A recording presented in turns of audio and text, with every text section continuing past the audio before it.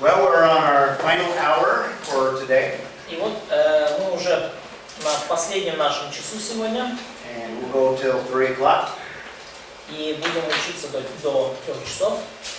The last hour, we were looking at the origin of the nations. И на прошлом часу мы поговорили о происхождении народов, наций. Now, these are the first generation after the 3 sons of Noah, И вот это первое поколение 3 сыновей Ноя, or the direct sons of Japheth.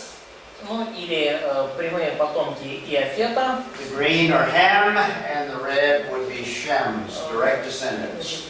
Значит, синие это, бирюзовые это Иафета, зеленые Хама и красные Сим. Внуки Ноя. And others are listed, descendants after them in the table. И другие все other listed. И помимо них упомянуты еще и другие сыновья в этой таблице. But these are the major ones that we need to consider. Но это те, самые ключевые личности, которых нам нужно принимать во внимание. Now, Katya asked about races. Катя спросила насчет рас. The idea of races is more of a secular, unbelieving view. Идея рас, в общем-то, более свойственна для светского мировоззрения неверующих людей. More related to the idea of evolution. И она более связана с идеей эволюции. The biblical view is that there's only one race. Библейский взгляд в том, что есть лишь одна раса. In fact, we'll look at that again. И мы посмотрим на это позже. And actually, why don't I wait till I get to that point and then I'll answer Katya's question. You will wait. Yes. Я подожду вот до этого момента, и потом я, Катя, отвечу на твой вопрос. And it'll be explained when we get into the purpose of this table of nations. И мы сейчас поговорим, почему о цели вот этой таблицы народов. We just completed looking at the main purpose is to show where the nations came from. И мы видим основную цель этой таблицы в том, чтобы показать происхождение народов. And what another thing it gives is the ethnic relationships or ethnic affiliation of the nations. И вторая цель, которая достигается, это этническая связь, этнические взаимосвязи, этническая принадлежность народов. And the main emphasis, however, is not just the nations. И основной акцент при этом все равно не на народах и не на нациях. But really what Moses is most interested in is the origin of Israel. Но то, в чем больше всего заинтересован Моисей, это показать происхождение Израиля. Nation of Israel comes through Noah. Obviously, all nations come through Noah. Народ Израиля, конечно же, произошел от Ноя, потому что все народы произошли от Ноя. But the nation of Israel comes through Shem. Но конкретно нация Израиля произошла от Сима, сына Ноя. And more specifically, through Shem are Pakshad, eventually Terah. И еще более конкретно это через сына Сима, Фараха и Фару. And we have that generation, or that genealogy given after the incident in chapter 11, the first few verses. И вот эту генеалогию мы читаем в Бытие 11 главе, там после описания того инцидента, там есть буквально несколько стихов. So now Israel knows where they come from. И вот Израиль, теперь он уже знает, откуда он происходит. And they also know their relationship with all of the other nations. И они также знают свои взаимоотношения с остальными народами. Particularly, they will know where Egypt came from, the Egyptians. И конкретно они уже знают, откуда произошли египтяне. Because they will go into bondage with the Egyptians for several hundred years. Потому что они вышли из египетского плена, где находились 400 с лишним лет. They will also return to Canaan, and they will know where the Canaanites came from. И они также возвращаются в Ханаан, и они уже знают, откуда хананеяне произошли. So they'll know their relationship with all of the other nations. То есть теперь они уже знают свои взаимоотношения со всеми остальными народами. Another purpose of this table is to show the unity of all of И humanity. другая цель вот этой таблицы народов – показать единство всего человечества. And when we mean the unity of humanity, the biblical view is that there's just one race. И когда мы говорим о единстве человечества, то мы подразумеваем, что Библия говорит лишь об одной расе. There are not many races, there's just one human race. Их немного, и это всего лишь одна раса человечества. Not only does the table show this, but this is the interpretation of Paul in Acts chapter И 17. это не только мы видим в данной таблице, но также и в истолковании ее Павла в Деяниях 17 главе. От одной крови произвел весь род, он произвел весь род человеческий для обитания по всему лицу земли, назначив предопределенные времена и пределы их обитания. So what Paul is basically saying in this passage И что Павел говорит, по сути, в этом отрывке? is there's one race, there's just one people. Что есть одна раса, один народ. All come from one man, every nation of mankind. Все произошли от одной крови, от одного человека. And then God has determined their geographical locations and their times. И Бог предопределил для них времена и пределы их обитания. So we have the unity of humanity, И unity у of нас nations. есть таким образом единство народов. Now, what happens over time, Но что случилось со временем? from the one race, the one human race, От одной расы человеческой, as people isolated themselves from one another, по мере того, как люди себя изолировали друг от друга, certain genetic characteristics became prominent amongst those different groups. определенные генетические характеристики стали более заметными в определенных группах людей. But they're not really different races, they are different ethnic groups with different characteristics. Это не разные расы, по сути, это разные этнические группы с разными характеристиками. For example, you have the characteristics that are displayed by the Oriental peoples. Например, есть характеристики, которые явно видны в азиатах, в восточных людях. And by the way, my sister-in-law, the wife of my brother, Ну, кстати, моя жена моего брата, is Japanese. She was born and raised in Japan. она японка, она родилась и выросла в Японии. My brother met her when they were in college at the University of New Mexico. И мой брат ее встретил, когда они были там, учились вместе в колледже в университете Нью-Мексико. But the Orientals display certain characteristics. Ну и восточные люди, у них, очевидно, есть некоторые другие качества и характеристики. But they're one race in that they can intermarry and reproduce, just like Но any other group. поскольку мы все, как человечество, одна раса, то вполне возможно жениться друг на друге и вступать в браки друг с другом и рожать детей и так далее. So they have a daughter that is normal, a normal U.S. child, kid. И у них дочка, которая, как обычный американский ребенок. And as you know, the Africans have certain characteristics that became dominant, the black skin. И вы знаете, что у африканцев тоже есть, афроамериканцев есть, африканцев есть определенные также характеристики, цвет кожи, который стал со временем доминирующим. But from the Bible, what we would say is Adam would have within his genetic makeup all of the characteristics of all the peoples. Но что бы мы сказали из Библии, что Адам уже в своем генотипе, в его генотипе уже заключались характеристики всех наций, всех народов. Because there's a unity of humanity. И поскольку мы видим вот это единство человечества.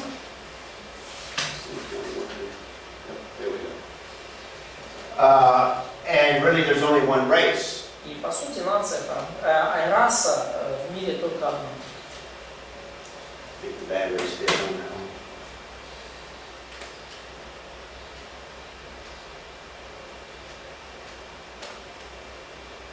Okay. Let's see. So we have the unity of humanity. Итак, мы видим единство человечества. And within Adam, he had all of the genetic makeup for representing all the peoples of the earth. Ну, и в Адаме уже был заключен генотип, который передался позже всем народам мира. Within Adam, he would have the genetic makeup that is dominant in black people. И в Адаме уже был заключен вот этот генетический как бы образ, который характерен для чернокожих людей. The same genetic, he would have the same genetic makeup of all of the Oriental peoples. И определенная генетика уже была у него, которая проявилась позже в азиатах. And of all the other European, etc. The Ну other и groups. в остальных группах, там, европейцы и так далее. But just like animals that would show variation, so also within the human race there's variation. Ну, как и среди животных мы наблюдаем определенные вариации, точно так же, как и среди людей мы видим определенные вариации. So it's the secular worldview that attempts to divide humanity, И светский взгляд пытается разделить человечество. but the Bible looks at the unity of humanity. Но Библия делает особый акцент на единстве всех людей. So that brings us to the next chapter. И это приводит нас к следующей главе. That's the origin of the nations. Это происхождение народов. And in chapter 11, the first 9 verses, we have the scattering of the nations. И в Бытие 11 главе, в первых 9 стихах, мы видим рассеяние народов. So the result of the scattering of the nations, И результатом рассеяния народов, or the scattering of peoples, we have the nations. или, в результате рассеяния народов у нас появились нации. So in Genesis chapter 11, we have the explanation as to where the nation, how the nations came about.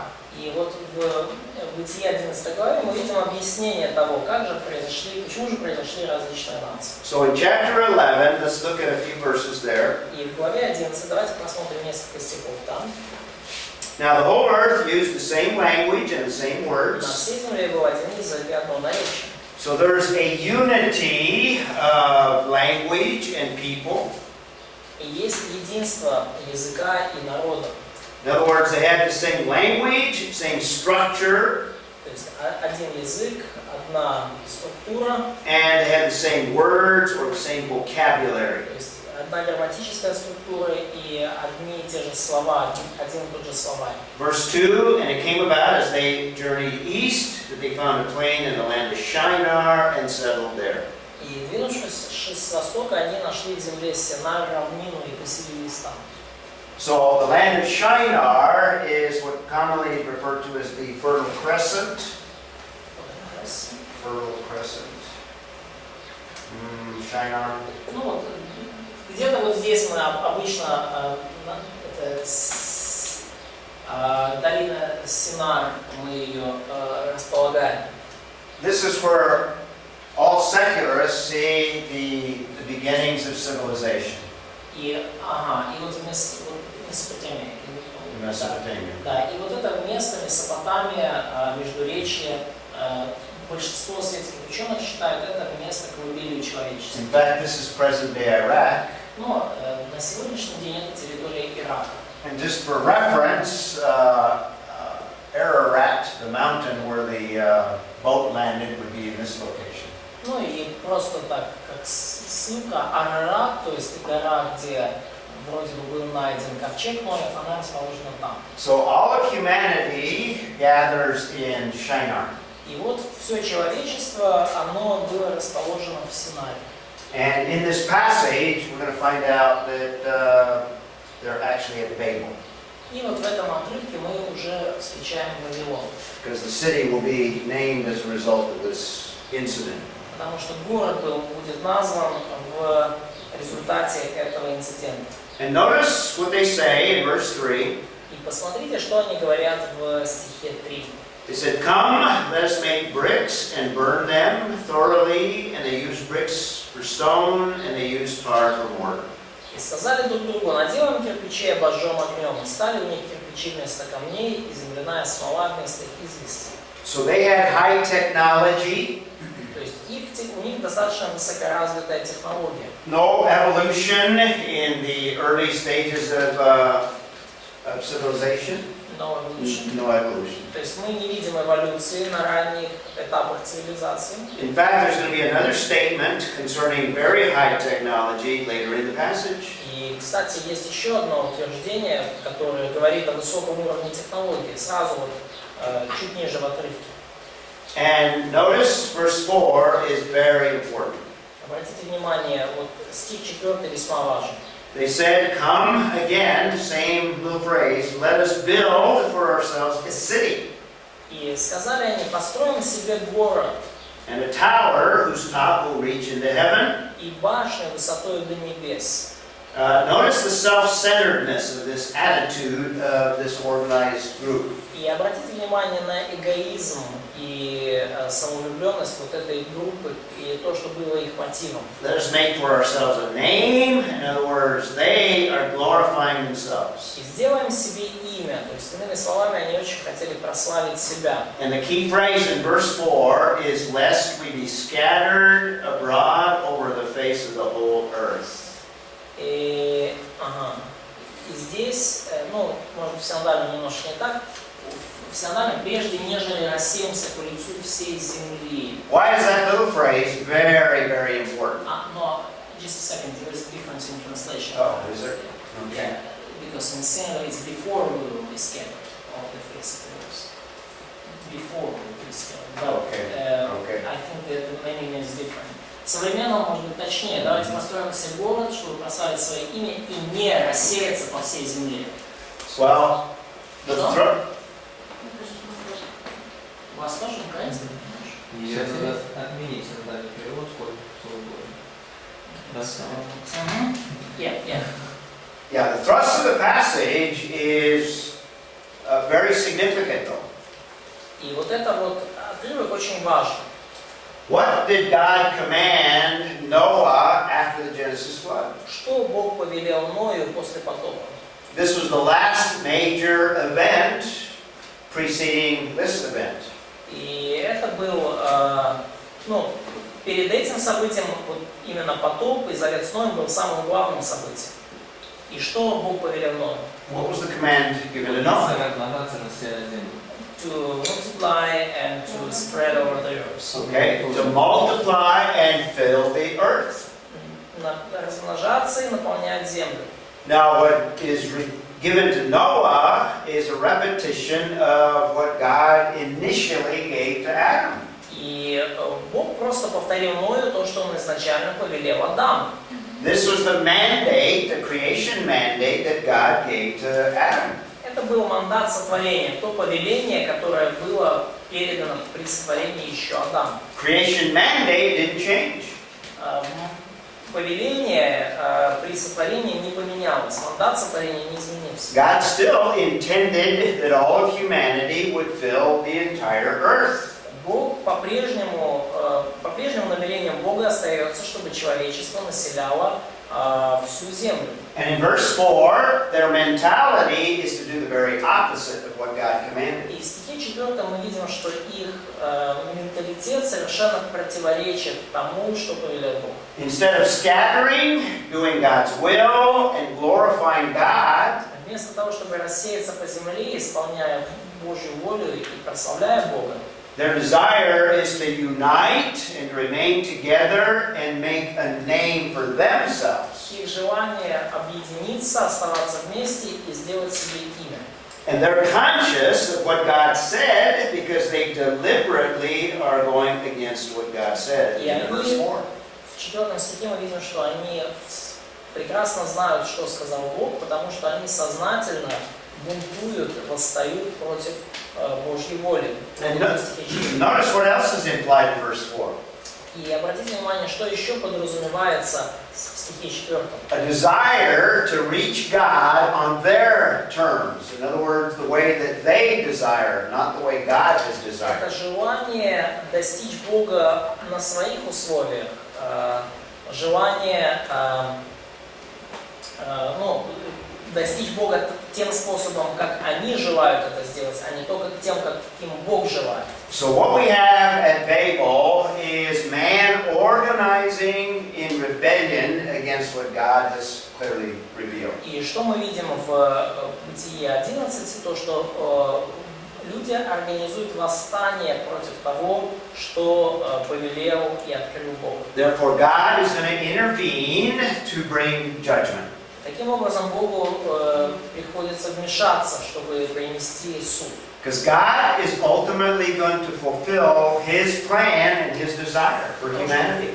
Бог ведь на самом деле в любом случае исполнит свой план и свое намерение по поводу человечества. Part of that plan includes nations spread all over the earth. И частью этого плана является распространение наций по всей земле. Their desire is to remain one people in one place, А их желание остаться одним народом в одном месте, with one language. с одним языком. So God is going to change the language so that they're forced to scatter. И Бог, Он решает изменить языки, и таким образом они вынуждены будут рассеяться. So in verse 5, we have the Lord came down to see the city and the tower which the sons of men had built. И мы видим в 5 стихе, как Господь сошел посмотреть город и башню, которые строили сыны человеческие. Now, the language there is presented in a form that man can identify with. И язык здесь в такой форме, что люди могут, скажем так, понять, о чем речь. Does man have to come down to be able to see what's going on earth? То есть нужно ли, does man? Does God have to come down? Ну да, то есть вопрос в том, что нужно ли Богу сходить, чтобы посмотреть город и башню, вообще, что происходит на земле? No. Нет. No. Why? Зачем, почему? Ну, так, знаю. He's omniscient. But he's omniscient, but also he's omnipresent. Да, но также он все знает, и он везде находится, он вездесущий. So he doesn't need to learn anything because he's omniscient. Ему надо ничего нового узнавать, поскольку он And всезнающий. he doesn't have to come down because he exists everywhere. И ему не надо никуда сходить, потому что он и так везде существует. So the language is put in the form that identifies with mankind. Ну и поэтому язык использован такой, который понятен людям. It's a picture of the biblical concept of condescension. Condescension. Это образ вот этой библейской концепции схождения Бога. The idea of God stooping down low, like man is very low. Идея Бога, который, скажем так, немножко снисходит, чтобы посмотреть, что же там творят эти маленькие людишки. We describe this language as an anthropomorphism. In other words, picturing God. И мы используем, называем этот язык, такой прием, как антропоморфизм, то есть когда Бог изображается. Picturing God as if He were a man or had the qualities of mankind. Бог изображается так, будто он человек или обладает какими-то качествами человека. The idea of God stooping down to be able to see. То есть вот эта идея Бога, который сходит вниз, чтобы посмотреть, что же там происходит. But notice also in verse 5, the language is similar to what we have in Genesis 1. Но посмотрите, пожалуйста, в 5 стихе язык примерно такой же, какой мы видели в Genesis 1, в Бытие 1. Well, actually, verse 2. В стихе in 11 verse 2. 6, I mean. 11:6, I'm sorry.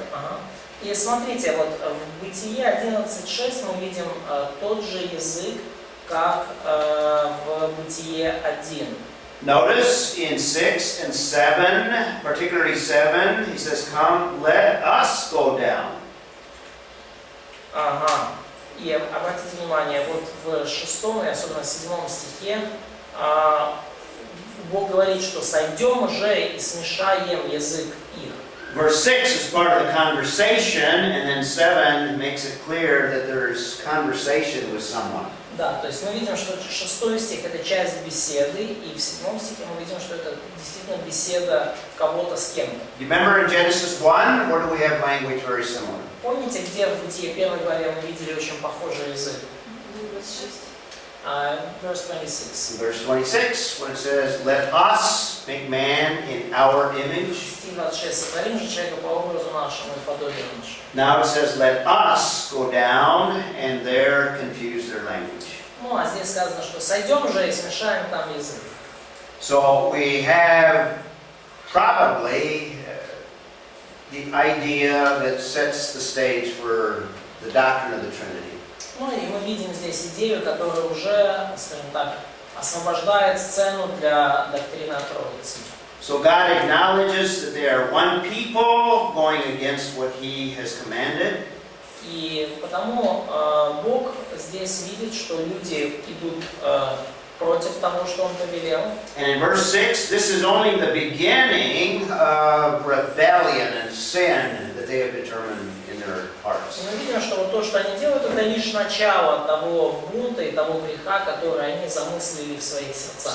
So now the possibilities are endless, so nothing which they purpose to do will be impossible. Nothing which they- Verse 6, last part there.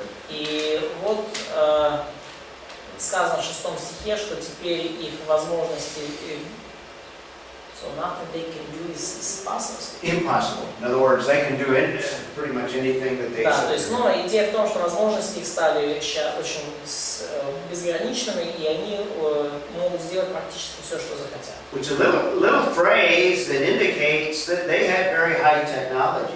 Ну и здесь вот эта маленькая фраза показывает, что, скорее всего, они обладают очень высокими технологиями. Great capability. То есть их возможности очень серьезные. So God intervenes in judgment to effect what He intended in terms of peoples and nations. И таким образом Бог решает произвести свой суд, чтобы вмешаться и произвести свой суд над народами и нациями. So in verse 8, we have the scattering В of the стихе people 8 мы видим рассеяние over all the face of the earth. по всей земле.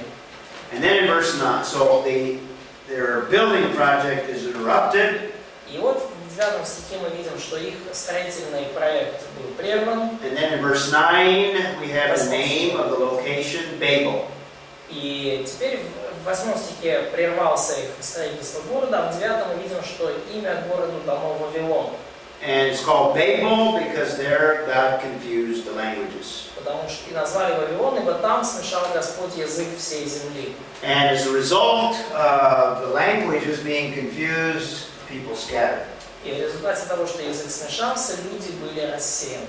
And it gives the explanation of where the nations come from that we saw in chapter 10. И это дает нам объяснение того, как вообще появились разные нации. И это то, что, о чем мы читаем в 10 главе. Most archaeologists believe that Babel would be the same site as Babylon eventually.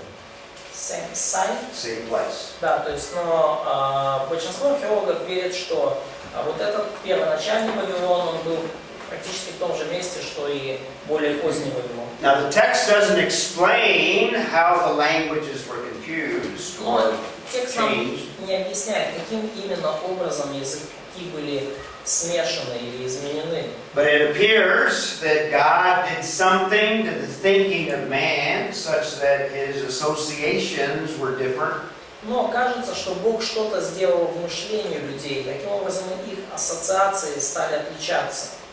So at the tower, God did something in the thinking first. И поэтому вот в этом событии при Вавилонской башне Бог что-то вначале сделал в мышлении людей. And somehow affected also the way that they communicated these ideas. И также как-то Он повлиял на способ, которым они выражали свои идеи. This is an artist's reconstruction of what the tower may have looked like. Ну, это такая художественная реконструкция того, как могла бы выглядеть эта башня. Зиккурат. Pardon me? Зиккурат. Ziggurat, yes. Very good. And archaeology has discovered the basis for such a temple. И археологи, кстати, нашли фундамент, основания для такого рода башни. Maybe not the tower itself, but at least similar ones that Ну, existed может быть, after. не сама башня, но, по крайней мере, здание очень похоже на нее. So we've seen the corrupting effects of sin leading up to the Tower of Babel. И вот мы видим, как тлетворное влияние греха, оно привело к постройке этой башни. And we have the origin of the different languages. И мы видим также происхождение разных языков. It appears that God created within man the ability to speak a language. Кажется, что Бог вложил в человека способность в принципе говорить на языке. And now He has broken up that ability to communicate with one another. И теперь Он эту способность разрушил, да, способность общаться друг с другом. Now, if you think about the effects of not being able to communicate, И когда вы думаете о последствиях вот этой невозможности общаться друг с другом, what God is actually doing is He's disrupting their technology. то вы понимаете, что то, что Бог сделал, то Он, по сути, Он разрушил их технологию, обескровил их технологию. He's disrupting their ability to unite to accomplish the things that they desire. Он уничтожил их способность объединяться вместе и добиваться вместе каких-то целей. And because they can't communicate with one another, they have to gather with those that they have the common language with. И поскольку они уже не могут общаться друг с другом, то им приходится объединяться с теми, с кем у них одинаковые. And God used that to separate the peoples. И Бог использовал это для того, чтобы разделить людей. So we have the origin of the different languages. И вот у нас есть таким образом происхождение разных языков. And the essence of the scattering И сущность вот этого рассеяния is because of the rebellion of man, once again. в том, что оно произошло по причине человеческого бунта, опять же. And it's a judgment of God. И это Божий суд. And it is also a very important pivotal event in the dealings of God and man. И это также одно из очень важных и стержневых событий в взаимоотношениях Бога с людьми. Before Babel, it seems that men could approach God directly. До Вавилона казалось, что люди могут напрямую достичь Бога. And if men desired to have a relationship, that men could come to God individually. И если человек хотел строить отношения с Богом, то он мог приблизиться к Нему лично. But God is going to change the way He's going to bless mankind. Но Бог с того момента изменил путь, то, каким образом Он благословляет человечество. After Babel, what God is going to do is He's going to raise up one individual. После Вавилона что Бог делает? Он поднимает одного конкретного человека. It's through that one individual that we'll see the next major event, Abraham. И через этого основного человека, мы поговорим о нем, говоря о следующем событии, это Авраам. And it's through Abraham now that all the peoples will be blessed. И теперь уже через Авраама все народы будут благословлены. So Babel kind of changes the way that God is going to deal with peoples. И Вавилон поменял тот способ, через который Бог строил отношения с людьми. And what we have at Babel is the beginning of the world system. И то, что мы видели в Вавилоне, стало началом светской, мировой системы. The world system is mankind organizing against God. Светская система, по сути, это то, что люди организуют против Бога, против Бога. We still have a world system today where in general cultures organize against God. И мы видим мировую систему и сегодня, когда мы видим целые культуры, организованные против Бога. But God is going to raise up a people and separate them out. Но Бог намерен избрать для себя людей и отделить их. And He's going to bless the other nations through that people. И Он решил благословить все остальные народы через вот эту группу, через этот народ избранный. А вот что второе именно, Как по-английски, может, скажи, что это? Я не понимаю, к чему. Что за стержень? Стержневое событие. Pivotal, сейчас я посмотрю. Ну, центральное, осевое, кардинальное. So, can you later understand why this event is pivotal or? Okay. God is now going to work through one individual. Бог сейчас, после этого, после Вавилона, Бог уже будет работать через одного конкретного человека. Not through all the nations. Не через все народы. Through one man that he's going to create his own nation. Через одного человека он создаст свой собственный народ. And he calls that one man out to be different from all the other И people. он призывает вот этого человека для того, чтобы он отличался от всех людей We'll земли. see this in more detail when we talk about the Abrahamic covenant. И мы поговорим об этом более детально, говоря о завете Авраама. It's through Abraham and his descendants that God will bless and or curse the nations. Через Авраама и его потомков Господь благословит, либо проклянет все остальные народы. And the cause of God dealing this is because of the nations and the nations in rebellion. И причина, почему Бог это делает, это из-за народов, и потому что народы бунтуют против Бога. Man in general rebels against God, as we see at Babel, the nations. Человек в целом склонен бунтовать против Бога, это то, что мы видели уже в Вавилоне. And Babel is the background for Babylon of the future. И Вавилон, вот первый является, ну, у нас в русском одно слово, в английском два, And поэтому... if you study the Bible, Just a second. Вот этот, тот первый Вавилон является основанием для последующего Вавилона. if you study the Bible, you see that over history, Babylon begins to have a connotation associated with it.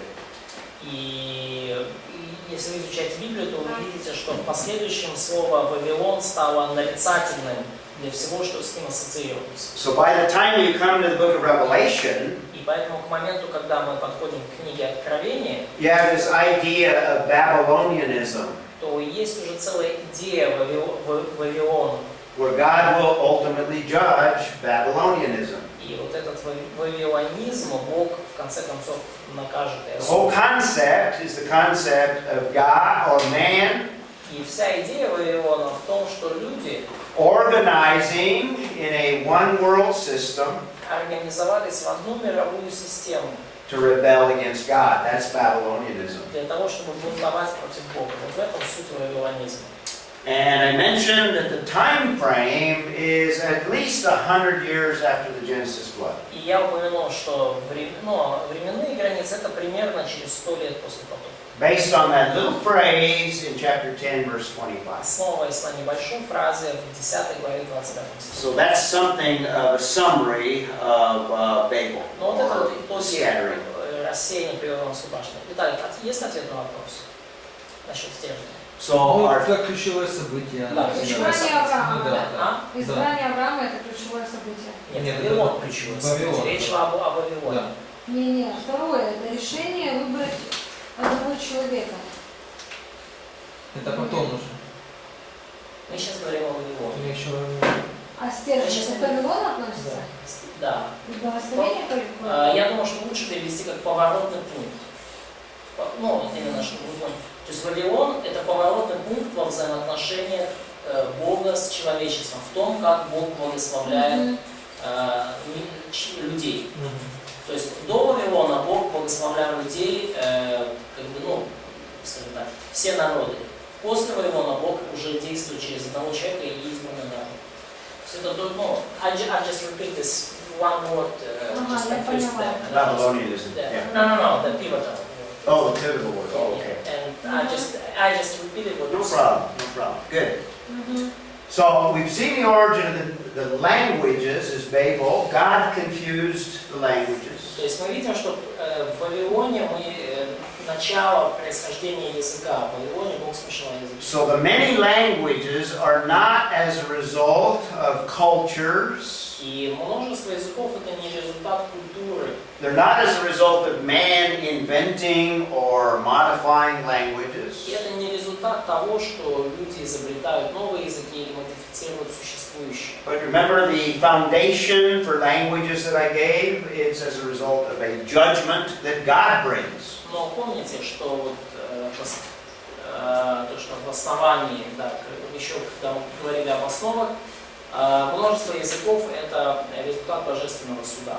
And as a result of people not being able to communicate, now we have different nations. И теперь уже по той причине, что люди не могут общаться друг с другом, появляются разные народы. So, looking at it biblically and fitting it into a biblical chronology, И глядя на это библейски и пытаясь вписать это в библейскую хронологию, everything has to come after the Genesis flood. All civilization has to come after the Genesis flood. все цивилизации произошли после потопа. And if we believe in this conservative chronology, И если мы верим в вот эту консервативную хронологию, we have to fit all of the origin of the nations and civilizations after the Genesis flood. то нам нужно поместить всю историю нации, цивилизации в период после потопа. So we have the flood, and sometime after the flood, at least 100 years, Итак, у нас есть потоп, и какое-то время после потопа, минимум 100 лет, we have Babel, и у нас есть Вавилонская башня, рассеяние. and shortly after the flood, we would have an ice age. И, кстати, вскоре после потопа мы видим ледниковый период. Now, I didn't mention this when we were talking about the flood, but the conditions of the flood would in fact produce an ice age. И я не говорил об этом, когда мы говорили о потопе, но вообще говоря, условия потопа, из-за условий, сложившихся после потопа, произошел ледниковый период. There's a book by a creationist. His name is Michael Ord, O-A-R-D. Есть книга, написанная креационистом, Майкл Орд, его фамилия, вот так она He's a звучит. climatologist, Он климатолог. and he has a book that describes how the Genesis flood would have produced an ice age. И он написал книгу о том, как потоп породил, по сути, ледниковый период. And if you think about it, it's not real complicated. И если вы подумаете об этом, то не так уж все и сложно. In fact, you noted that if you have lava coming in contact with the oceans on a large scale, Ну, и вы уже обратили внимание, что если лава вступает на большой территории в контакт с океанской водой, you'd have the waters of the ocean increasing in temperature. то вы видите, что температура воды в целом в океане повышается. And it wouldn't require large increases in temperature. И даже не требуется большого увеличения этой температуры. Just a few degrees. I can't remember the number that Michael Ord gives, maybe 8 or 9 degrees. Может быть, несколько градусов. Не помню, сколько Орд дает повышение температуры в океане. Может быть, 8, может 9 градусов. What happens when water is warmed, even a small amount? И что происходит, когда вода нагревается, даже небольшое ее количество? Испаряется. Steam. More evaporation. Ну да, больше испарения. Not necessarily steam. That would be before the Genesis, the flood. Но не обязательно пара был перед потопом буквально. Но But warmer water would produce more evaporation, но более теплая вода, она произведет больше испарений. which would produce more water in the atmosphere, И из-за этого будет больше воды в атмосфере.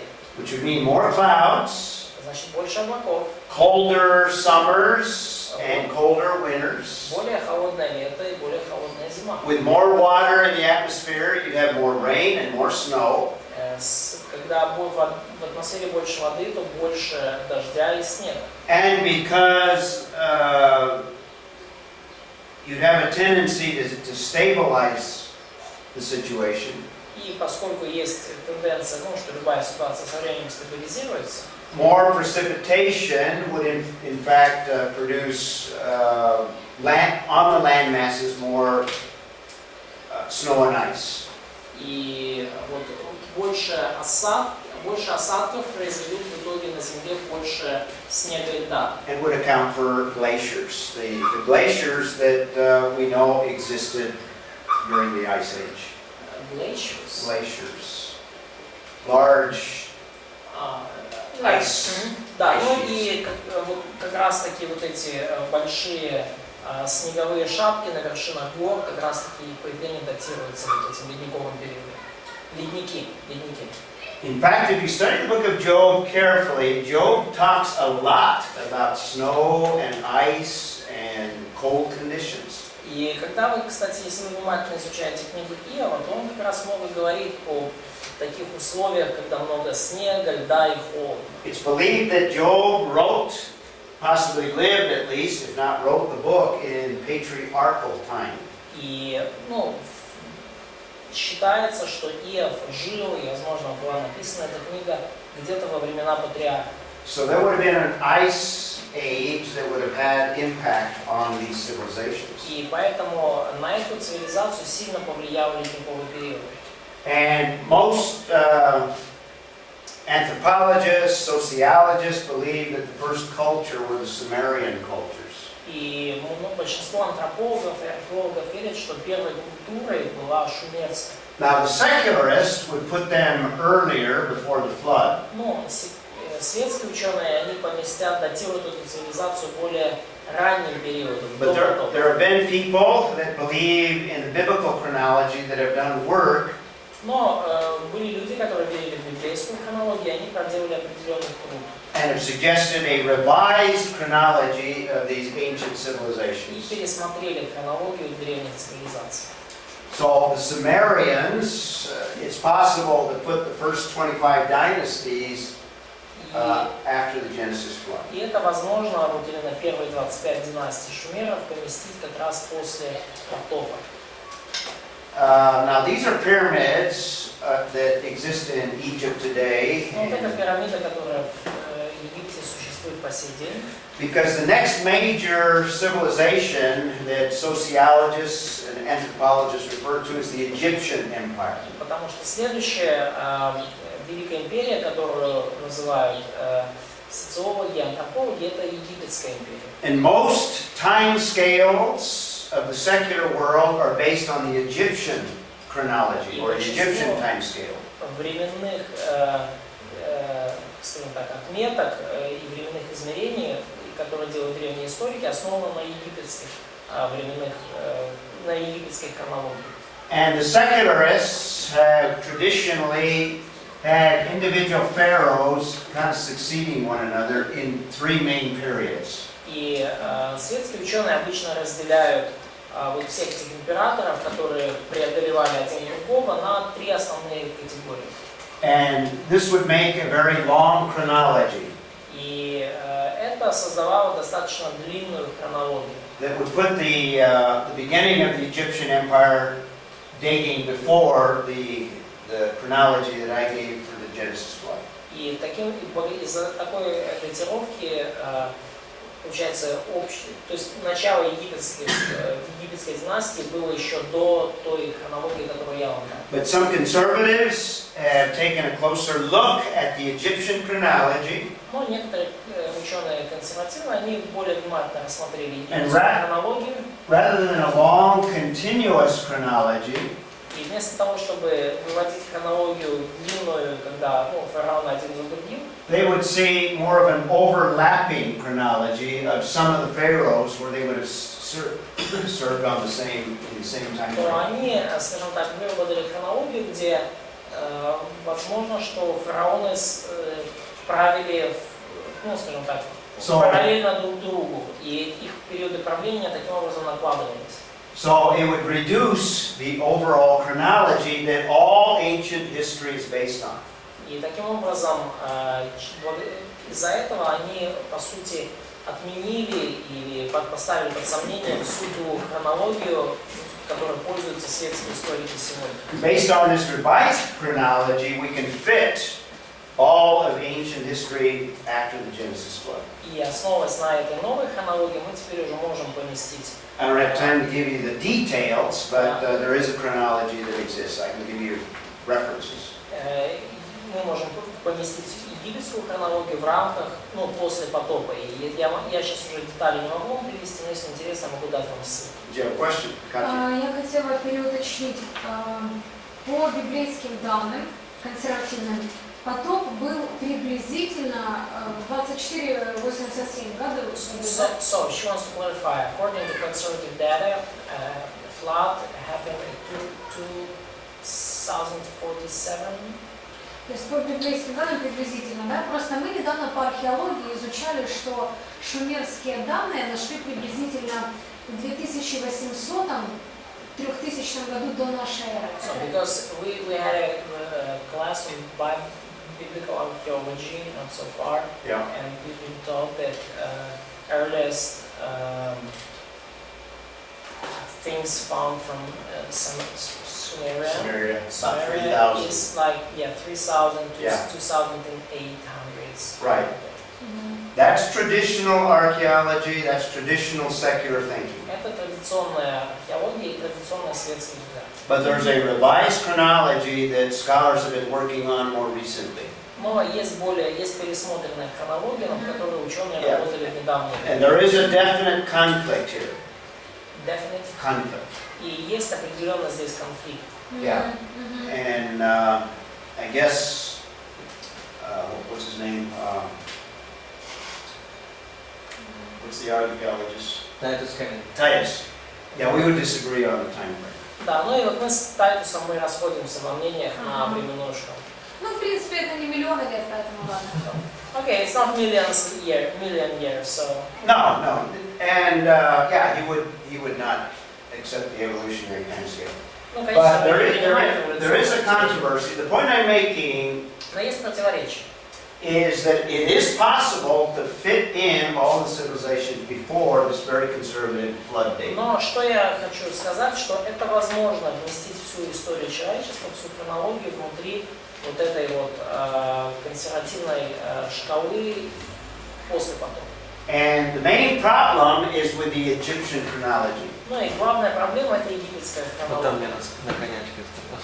And in this revised chronology, the pyramids, the great pyramids of Giza, И вот в этой пересмотренной хронологии Великие пирамиды в Гизе.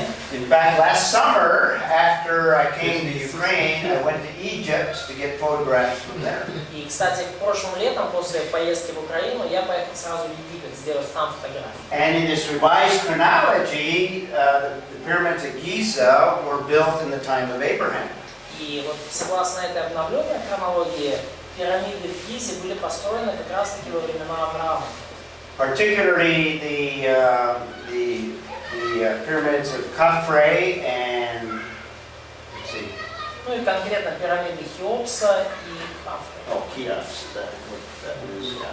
Откуда информация, согласно чему? So, what is the source of information according to Египетским what? преданиям, да? А? It's based on a revised Egyptian chronology Основана на пересмотренной египетской хронологии, that shortens the time frame of the Egyptian empires. которая сокращает время египетской династии. In other words, this longer chronology of the secular То есть, если мы с вами длинная хронология светских ученых, более длинная, so it shortens it to, и I есть can't remember the numbers. I'll have to get those пересмотренная, numbers. сокращенная хронология, которая, скажем так, уплотняет немножко правление египетских фараонов. So the Great Pyramid, I'll show you some more of these when we talk about Egypt. Вот Великие пирамиды, я чуть больше вам покажу фотографии, когда будем о Египте But the говорить. point being, with this revised chronology, you can put at least 12 of the dynasties from after the Genesis flood, after Babel, but yet before Abraham, Но вот идея в or том, in the что time of Abraham. вы можете разместить такой новой обновленной хронологии, Египет, например, египетскую цивилизацию где-то после рассеяния и до Авраама. Using a consistent Genesis chronology with the tie-in, I have a date for birth of Abraham, 2135. Ну, используя вот эту достаточно согласованную библейскую хронологию, и используя ее, я время рождения Авраама где-то 2135 год. One thing to note, Shem lived in the or Abraham lived in the time of Shem. И что интересно заметить, что Авраам жил еще так во времена Сима, когда Сим был на земле. Using the same numbers in Genesis, Noah died a year before Abraham was born. И используя те же числа из книги Бытия, мы видим, что Ной умер за год до того, как родился Авраам. So Shem would have had a lot of information about pre-flood conditions. То есть у Сима было много информации еще об условиях жизни до потопа. He would also have information about Babel and events preceding Babel И также у него было много информации о Вавилоне и событиях, предшествовавших and ему, events after Babel. и событиях после Вавилона. So let me conclude our study here. И разрешите мне здесь завершить наши We looked at the origin of nations. сегодняшнее изучение. Мы смотрели на Another происхождение народов. Another implication is we have the beginning of the world system at Babel. И второй еще один вывод, который мы здесь видим, это то, что в Вавилоне началась мировая система. And very quickly, I define the world system as man is a culture rebelling against God, or man organizing against God. Кратко я определяю мировую мирскую систему как люди, организованные против Бога, либо люди, формирующие культуру, которая противится Богу. The Bible calls that Babylonianism, И Библия называет это вавилонизмом, particularly in the book of Revelation. особенно в книге Откровения.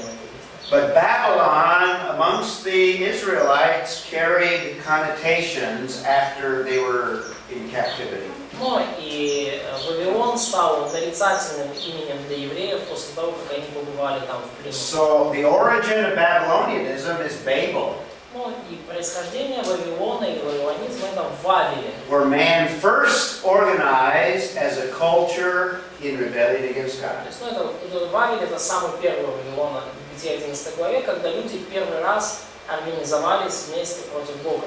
Babylonianism also has the idea of a one world system. In other words, an organized one world system. Ну и Вавилоне или вавилонизм подразумевает одну мировую систему, And that's the essence of Babylonianism, a one world system. организованные в единую мировую систему. Это сущность Вавилония. And then throughout history, this idea has persisted. И через течение всей истории эта идея, мы ее постоянно встречаем. Not only amongst the И Babylonians, не только среди самих вавилонян, but the Medo-Persians had this idea of a one world dominated totalitarian system. но даже у медоперсов была вот эта идея одной всемирной мировой тоталитарной системы. The Greeks as well were a one world system. У греков также была вот идея единой мировой системы. So the history has persisted over time. И потому в истории мы видим вот эту закономерность постоянно. And there's today a move amongst cultures for a one world system. И теперь в наши дни мы также видим среди народов, культур вот это движение к единой мировой системе. The Bible predicts the destruction of this idea of Babylonianism in Revelation 17 and 18. И Библия предсказывает разрушение вот этой вавилонской идеи в Откровении 17-18 главе. Let's see, I think I'm going to skip ahead here.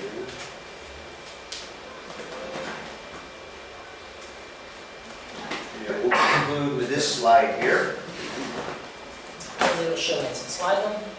The one that is sovereign over all of history, again, is worthy of our worship. Тот, кто владычествует над всей мировой историей, достоин всякого нашего поклонения. So that will complete our study on the scattering of the nations. И на этом мы завершим наше изучение рассеяния народа.